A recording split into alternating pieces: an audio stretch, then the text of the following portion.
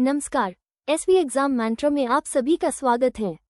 आज के इस प्रैक्टिस सेशन में हम आज के मुख्य समाचारों पर आधारित 10 बहुत ही इंपॉर्टेंट और न्यू क्वेश्चंस पर डिस्कस करेंगे। तो चलिए बिना किसी देरी के शुरू करते हैं। क्वेश्चन 1 देखते हैं। टॉपिक है इंडियन पॉलिटी और कॉन्स्टिट्यूशन। ध्यान से रीड कीजिए।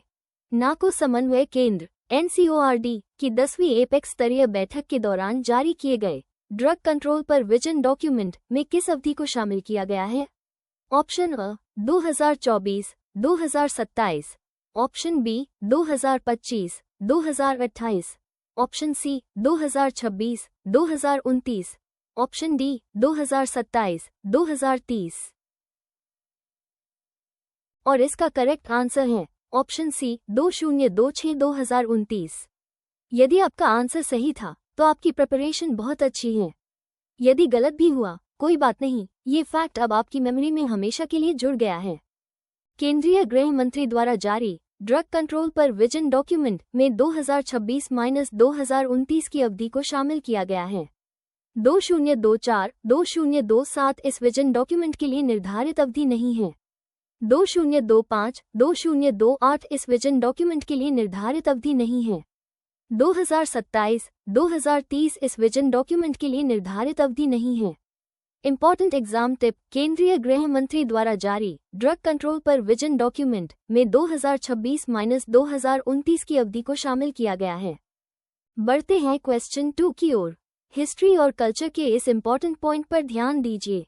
भारत का राष्ट्रीय गीत वंदे मातरम मूल रूप से बंकिम चंद्र चट्टोपाध्याय के किस प्रसिद्ध बंगाली उपन्यास का हिस्सा था?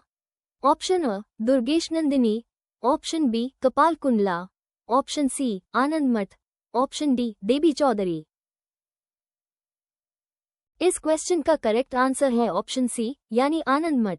जिनका अटेम्प्ट सही रहा बहुत बधाई, जिनका गलत हुआ निराश न हो, ये सीखने और इम्प्रूव करने का बेस्ट अपॉर्चुनिटी है। वंदे मातरम मूलतः बंकिम चंद्र चट्टोपाध्याय द्वारा रचित था। यह उनके 1882 के बांग्ला उपन्यास आनंद मठ में आया था।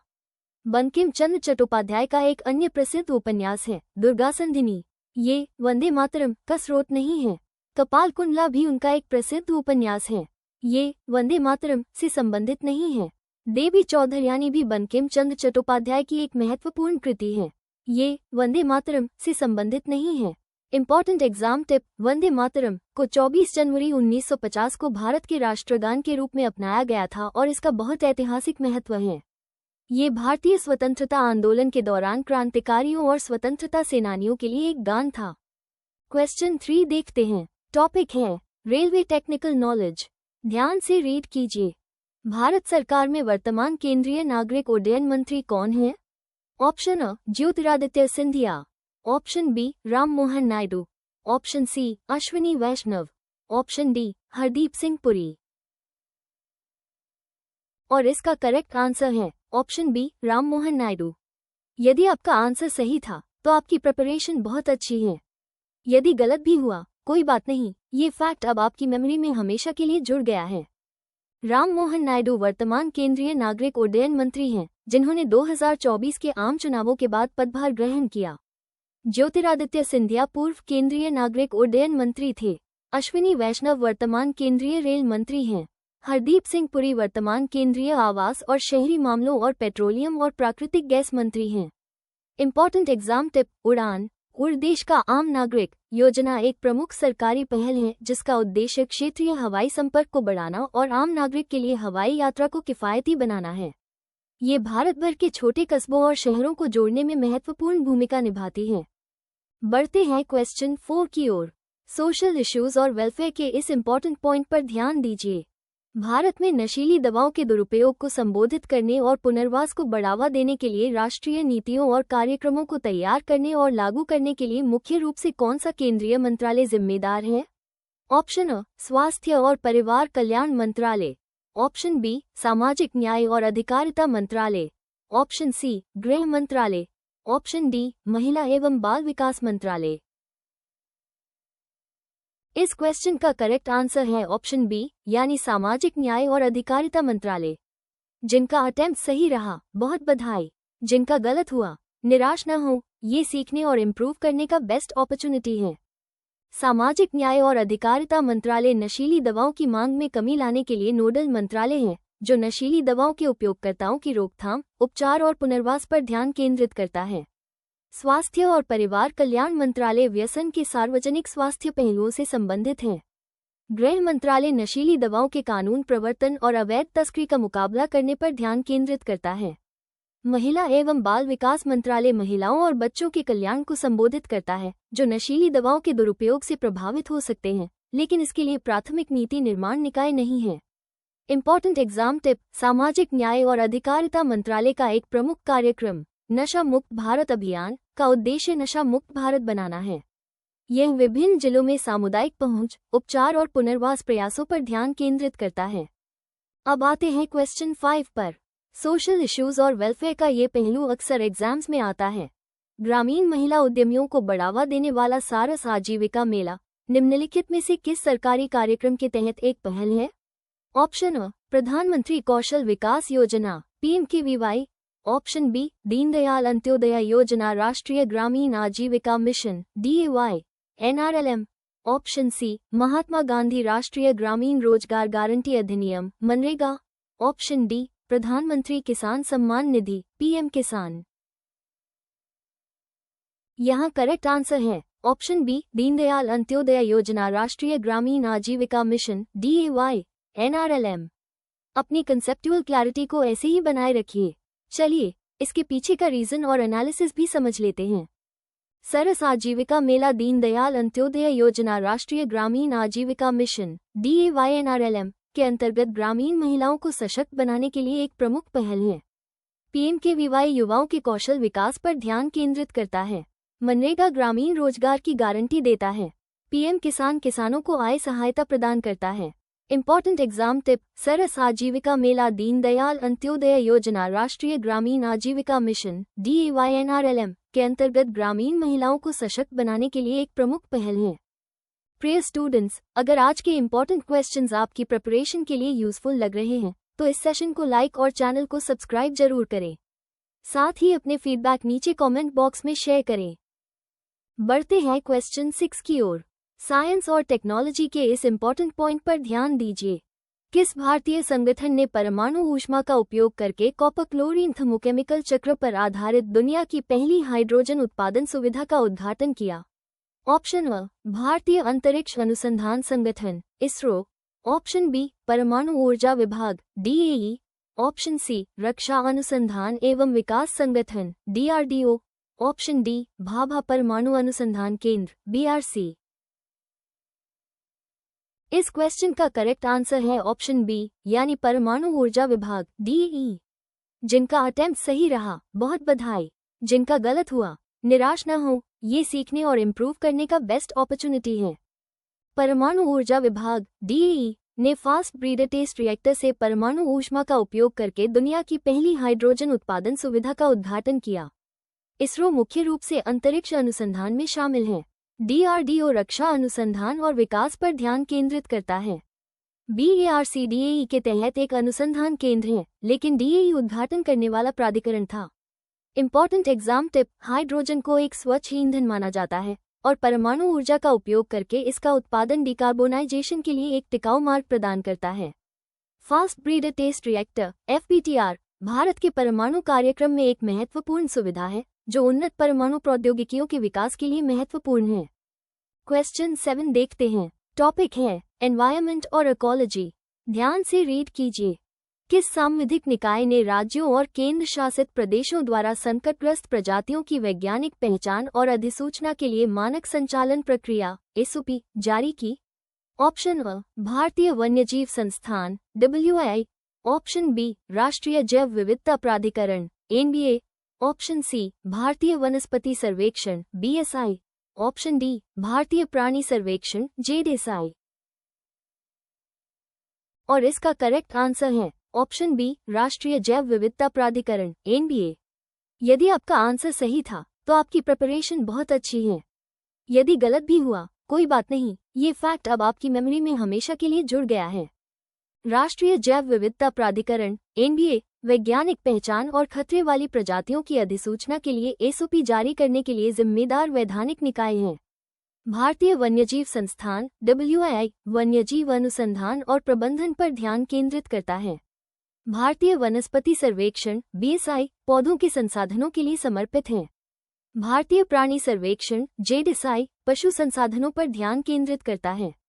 इंपॉर्टेंट एग्जाम टिप: राष्ट्रीय जैव विविधता प्राधिकरण नेशनल बायोडाइवर्सिटी अथॉरिटी NBA जैविक विविधता अधिनियम 2002 के तहत 2003 में स्थापित एक वैधानिक स्वायत्त निकाय है।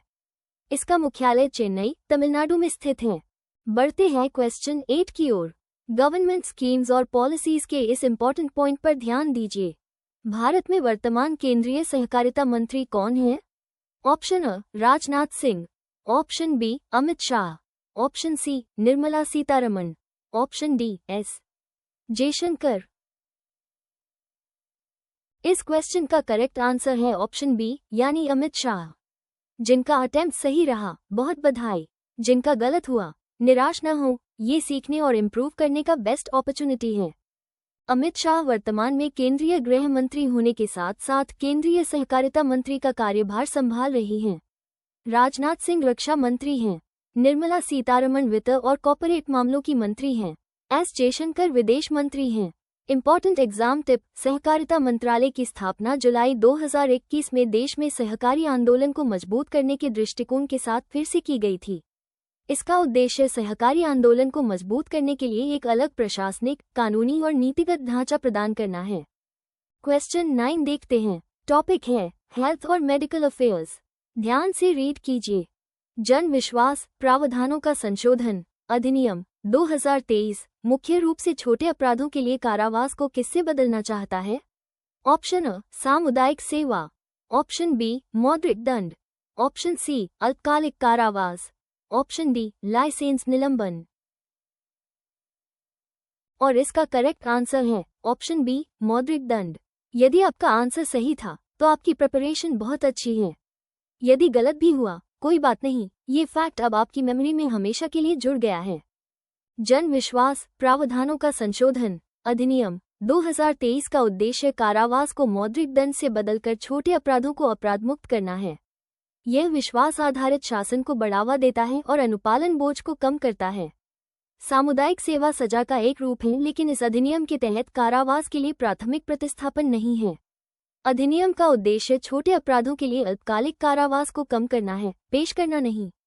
लाइसेंस निलंबन एक नियामक कार्रवाई है। इस अधिनियम के तहत छोटे अपराधों के लिए कारावास के लिए प्रत्यक्ष प्रतिस्थापन नहीं है। इंपॉर्टेंट एग्जाम टिप: जन विश्वास प्रावधानों का संशोधन अधिनियम 2023 विभिन्न कानूनों में मामूली अपराधों को अपराध की श्रेणी से बाहर करने के लिए अधिनियमित किया गया था। ये दंडों को तर्कसंगत बनाकर और कारोबार करने में आसानी को बढ़ावा देकर विश्वास आधारित शासन को बढ़ावा देता है। अब आते हैं क्वेश्चन 10 पर। इकोनॉमी और फाइनेंस का ये पहलू अक्सर एग्जाम्स में आता है। राजस्व खुफिया निदेशालय DRI भारत में किस केंद्रीय मंत्रालय के अधीन काम करता है? ऑप्शन अ गृह मंत्रालय, ऑप्शन बी वित्त मंत्रालय, ऑप्शन सी वाणिज्य एवं उद्योग मंत्रालय, ऑप्शन डी विदेश मंत्रालय। यहाँ करेक्ट आंसर है ऑप्शन बी वित्त मंत्रालय। अपनी कंसेप्चुअल क्लैरिटी को ऐसे ही बनाए रखिए। चलिए इसके पीछे का रीजन और एनालिसिस भी समझ लेते हैं। राजस्व खुफिया निदेशालय DRI केंद्रीय अप्रत्यक्ष कर और सीमा शुल्क बोर्ड CBIC के तहत कार्य करता है, जो वित्त मंत्रालय के अधीन राजस्व विभाग का हिस्सा है। गृह मंत्रालय आंतरिक सुरक्षा से संबंधित है। वाणिज्य और उद्योग मंत्रालय व्यापार और उद्योग पर ध्यान केंद्रित करता है। विदेश मंत्रालय विदेश नीति संभालता है। Important exam tip: DRI Bharat की प्रमुख खुफिया और जांच एजेंसी है जो तस्करी और आर्थिक अपराधों का मुकाबला करने के लिए जिम्मेदार है। यह अवैध व्यापार को रोकने और राष्ट्रीय आर्थिक सुरक्षा की रक्षा करने में महत्वपूर्ण भूमिका निभाती है। आगे बढ़ने से पहले आइए आज के सभी इंपॉर्टेंट फैक्ट्स को एक बार क्विक रिवीजन कर लेते हैं, ताकि ये आपके दिमाग में पूरी तरह से सेट हो जाएं। 1. नाको समन्वय केंद्र NCORD की 10वीं एपेक्स स्तरीय बैठक के दौरान जारी किए गए ड्रग कंट्रोल पर विजन डॉक्यूमेंट में किस अवधि को शामिल किया गया है? आंसर 2026-2029-2। भारत का राष्ट्रीय गीत वंदे मातरम मूल रूप से बंकिम चंद्र चट्टोपाध्याय के किस प्रसिद्ध बंगाली उपन्यास का हिस्सा था? आंसर आनंद मठ 3। भारत सरकार में वर्तमान केंद्रीय नागरिक उड्डयन मंत्री कौन है? आंसर राम मोहन नायडू। 4 भारत में नशीली दवाओं के दुरुपयोग को संबोधित करने और पुनर्वास को बढ़ावा देने के लिए राष्ट्रीय नीतियों और कार्यक्रमों को तैयार करने और लागू करने के लिए मुख्य रूप से कौन सा केंद्रीय मंत्रालय जिम्मेदार है? आंसर, सामाजिक न्याय और अधिकारिता मंत्रालय। 5 ग्रामीण महिला उद्यमियों को बढ़ावा देने वाला सारस आजीविका मेला निम्नलिखित में से किस सरकारी कार्यक्रम के तहत एक पहल है?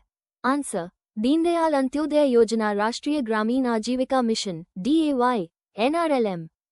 रिवीजन जारी है। पार्ट 2 हाव्स, फैक्ट 6 से 10 तक। 6 किस भारतीय संगठन ने परमाणु ऊष्मा का उपयोग करके कॉपर क्लोरीन थर्मोकेमिकल चक्र पर आधारित दुनिया की पहली हाइड्रोजन उत्पादन सुविधा का उद्घाटन किया? आंसर, परमाणु ऊर्जा विभाग DAE। 7 किस सांविधिक निकाय ने राज्यों और केंद्र शासित प्रदेशों द्वारा संकटग्रस्त प्रजातियों की वैज्ञानिक पहचान और अधिसूचना के लिए मानक संचालन प्रक्रिया SOP जारी की? आंसर, राष्ट्रीय जैव विविधता प्राधिकरण NBA। 8 भारत में वर्तमान केंद्रीय सहकारिता मंत्री कौन है? आंसर, अमित शाह। 9 जन विश्वास प्रावधानों का संशोधन अधिनियम 2023 मुख्य रूप से छोटे अपराधों के लिए कारावास को किससे बदलना चाहता है? आंसर, मौद्रिक दंड। 10 राजस्व खुफिया निदेशालय DRI भारत में किस केंद्रीय मंत्रालय के अधीन काम करता है? आंसर, वित्त मंत्रालय। इन सभी फैक्ट्स को अच्छी तरह से याद रखिए, एग्जाम में ये डेफिनेटली आपके काम आएंगे। तो स्टूडेंट्स, आज आपका स्कोर क्या रहा? नीचे कमेंट बॉक्स में वीकली टेस्ट लिखकर हमारी वेबसाइट की लाइव टेस्ट लिंक प्राप्त करें और अपनी प्रिपरेशन को चेक करें। आज की क्लास की फ्री PDF के लिए टेलीग्राम चैनल से जुड़ें। कल आपसे फिर मुलाकात होगी, तब तक निरंतर पढ़ते रहिए।